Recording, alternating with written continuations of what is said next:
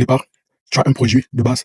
Une fois que tu as fait ton produit de base, maintenant, tout ce que tu as à faire, c'est d'essayer de communiquer avec ton client. Ça peut être en ligne, notamment à travers les réseaux sociaux. Ça peut être soit peut-être à travers des emails. Ça peut être soit à travers des applications de messagerie instantanée, telles que WhatsApp, Telegram, peu importe. Ça peut également être en ligne. Peu importe le moyen de communication que tu choisis, le principe reste le même. Il faudrait toujours être en communication avec son client. C'est lui qui te dira quels sont ses problèmes. Et c'est à partir des feedbacks, à partir des retours que tu auras reçus de sa part, que tu seras en mesure d'améliorer ton produit de base. Et c'est ainsi que tu améliores ton produit. Et plus tu améliores ton produit, naturellement, tu vas augmenter tes prix. Et cela n'a pas été fait sur la base de ta propre perception. Non, cela a été fait sur la base de ta clientèle idéale, de ceux à qui tu veux vendre ton produit, de ceux à qui tu veux commercialiser ton produit ou bien ton service. Très important. Non. Il faudrait arrêter de penser que si on ne génère pas assez de chiffres, on ne génère pas assez d'argent à travers son business, alors cela est inéluctablement lié, cela est inévitablement lié à la qualité du produit ou du service. Dans la plupart des cas, et je dirais même, la première chose sur laquelle il faudrait regarder, c'est est-ce que ce produit s'adresse réellement à la bonne audience. Moi, c'est la première question que je me pose. Je ne remets pas en cause mon produit. Je ne remets pas en cause mon produit. Je remets en cause mon marketing. Je remets en cause mon marketing. Je ne remets pas en cause mon produit. Je remets en cause mon produit uniquement sur la base des retours que j'aurais reçus de ma clientèle.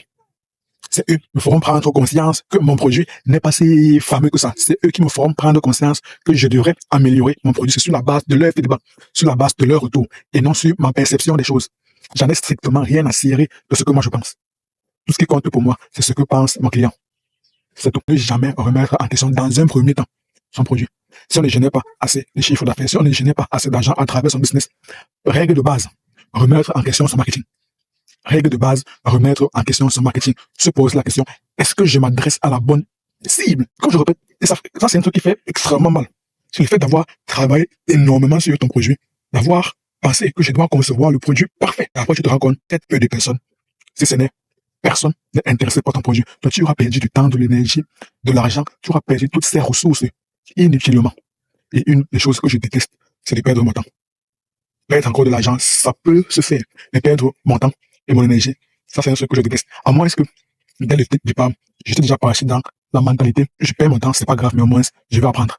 Mais si je suis intimement convaincu qu'une solution va marcher et que j'essaye de consacrer mon temps et mon énergie, et je constate in fine que ça a été une perte de temps, là ça fait mal. C'est pour ça que, dès la base, je n'essaie pas de concevoir le produit parfait, le projet excellent, le projet premium.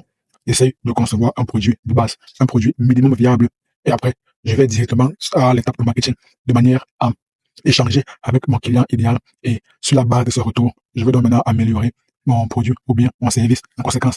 Pour récapituler, si on ne génère pas assez d'argent à travers son business, évitez absolument de remettre en cause son produit, toujours remettre en question son marketing, toujours se poser en premier lieu la question, est-ce que mon produit, est-ce que mon service s'adresse à la bonne audience?